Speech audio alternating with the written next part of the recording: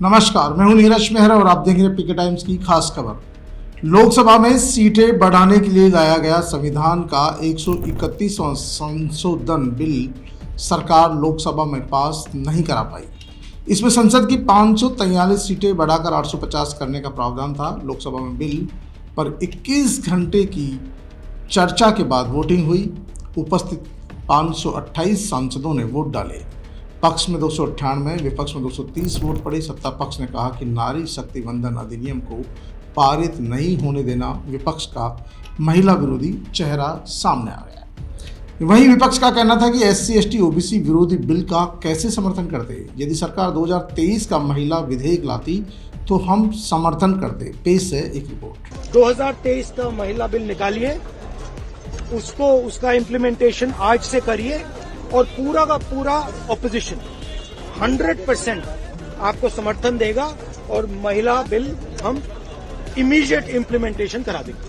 Bill has been defeated. That's the news that we are breaking right now.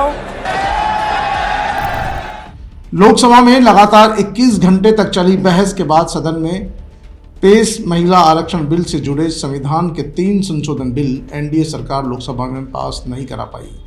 ये लंबे समय बाद यानी लगभग 12 साल बाद पहला मौका था जब सरकार अपना विधेयक पास नहीं करा पाई, जिसको लेकर गृह मंत्री अमित शाह ने एक्सपर्ट पोस्ट करके कहा कि आज लोकसभा में एक बहुत ही अजीब नज़ारा देखने को मिला।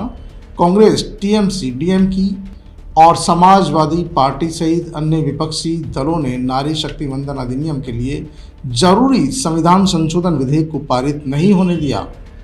इससे महिलाओं को 33% आरक्षण देने वाले इस विधेयक को खारिज करना, उसका जश्न मनाना और उस पर जीत के नारे लगाना सचमुच बेहद निंदनीय है और अकल्पनीय भी है। अब देश की महिलाओं को लोकसभा और राज्यसभा और विधानसभाओं में 33% आरक्षण नहीं मिलेगा, जो उनका अधिकार था। कांग्रेस और उसके सहयोगी दलों ने ऐसा पहली बार नहीं किया, बल्कि ऐसा बार बार किया गया है। उनकी सोच न तो महिलाओं के हित में है और न ही देश के। बिल गिरने के साथ ही लोकसभा में सत्ता पक्ष की सांसदों ने सदन में ही कांग्रेस गठबंधन का विरोध किया। महिला सांसदों का कहना था कि ये कांग्रेस गठबंधन की महिला विरोधी सोच के कारण ऐसा हुआ है और कांग्रेस और उनके सहयोगी दल नहीं चाहते कि महिलाओं को लोकसभा और विधानसभाओं में 33% आरक्षण मिले। ये कांग्रेस महिलाओं की विरोधी है।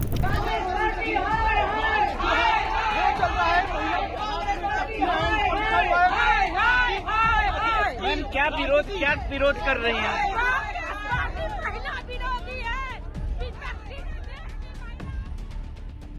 दूसरी ओर लोकसभा में नेता प्रतिपक्ष राहुल गांधी ने कहा कि विपक्ष ने महिला आरक्षण संशोधन बिल का विरोध नहीं किया, लेकिन इससे जुड़े 2 बिल के खिलाफ थे। जो दोनों बिल थे उनके खिलाफ विपक्ष रहा। विपक्ष ने परिसीमन बिल के विरोध के 2 कारण बताए। पहला, इससे दक्षिणी राज्यों की संसद में ताकत कम हो जाती।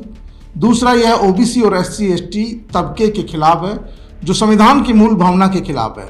बिल के पास कराने के लिए 2/3 बहुमत की जरूरत थी। 528 का 2/3 352 होता है। इस तरह बिल 54 वोट से गिर गया है। ये 12 साल के शासन में पहली बार है जब सरकार, मोदी सरकार को सदन में बिल पास नहीं करा पाई।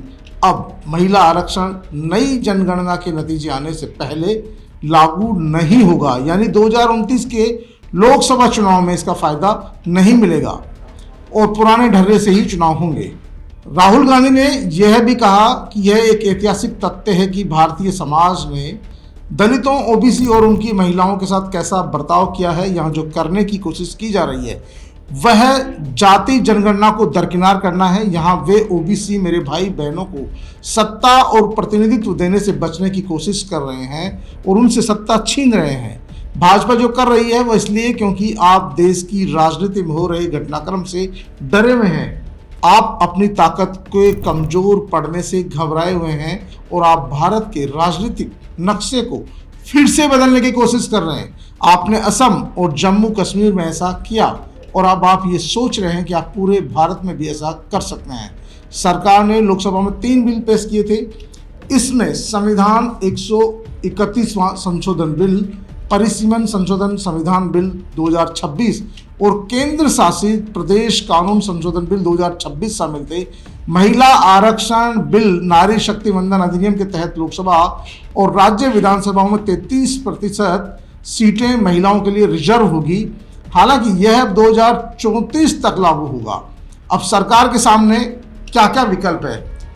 ये बिल तो गिर गया, सरकार बिल में कुछ बदलाव करके ला सकती है, जैसे दक्षिण राज्यों की सीटें बढ़ाने का प्रावधान हो सकता है। परिसीमन के लिए 2011 के बजाय 2027 की जनगणना को आधार बना सकती है।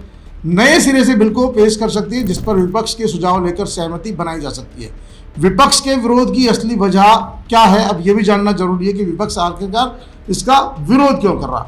विपक्ष ने साफ कहा कि महिला आरक्षण संशोधन बिल का विरोध नहीं किया है। विपक्ष बार बार, चाहे राहुल गांधी हो, चाहे अखिलेश यादव हो, चाहे डीएम के नेता हो या दूसरे कोई विरोधी पार्टी के नेता हो, लगातार इस बात को कह रहे हैं हम महिला आरक्षण संशोधन बिल का विरोध नहीं कर रहे हैं। यदि सरकार उसे लाती है तो उसका हम समर्थन करेंगे, लेकिन उसके आड़ में जो दूसरे बिल लाए जा रहे थे उसके विरोध में है। लेकिन दोनों बिल के खिलाफ थे। विपक्ष ने परिसीमन बिल के विरोध के दो कारण बताए। सबसे बड़ा जो अहम बिल जो लाया जा रहा था, जो परिसीमन बिल है, उसके दो कारण बताए जा रहे हैं। पहला, इससे दक्षिणी राज्यों की संसद में ताकत कम हो जाएगी। दूसरा, ये ओबीसी और एससी एसटी तबके के खिलाफ है, क्योंकि विपक्ष का ये कहना है कि जो ये परिसीमन बिल है वो दक्षिणी राज्यों की ताकत कम करेगा, और दक्षिण की ताकत कम करने का मतलब है उत्तर भारत और नॉर्थ भारत की ताकत को बढ़ाना, या सीटें बहुत ज़्यादा बढ़ जाएगी। दूसरे, इसमें एससी एसटी और ओबीसी तबके का ख्याल नहीं रखा गया है, और विपक्ष चाहता है कि ये जो दक्षिण राज्यों की ताकत कम हो रही है उसको बराबरी का दर्जा मिले। दूसरा, ओबीसी और एससी एसटी का भी इसमें ख्याल रखा जाए, और जो मौजूदा जनगणना हो रही है उसके अनुसार इसका लाभ मिले।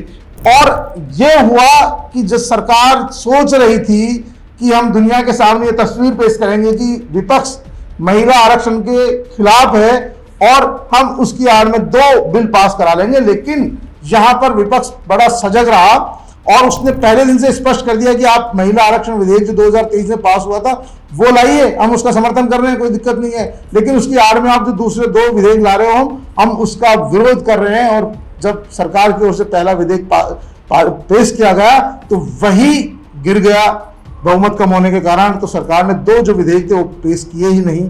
तो कहीं ना कहीं इसमें सरकार भले ही आज ढिंडोरा पीट रही हो कि विपक्ष के विरोध के चलते महिला जो विधेयक था वो पास नहीं हो पाया, लेकिन इसके विपरीत विपक्ष भी अपनी इस बात को समझाने में सफल रहा। उसने कहा कि महिला विधेयक होता तो हम समर्थन करते, ये तो महिला विधेयक की आड़ में दूसरे परिसीमन संशोधित बिल और एक संविधान संशोधन बिल लाया जा रहा था, उसका हमने विरोध किया, क्योंकि वो कहीं न कहीं एससी एसटी और ओबीसी के खिलाफ था, दक्षिणी राज्यों के खिलाफ था। तो पीके टाइम से फिलहाल इतना ही, फिर हाजिर होंगे किसी नई खबर के साथ। तब तक के लिए नमस्कार।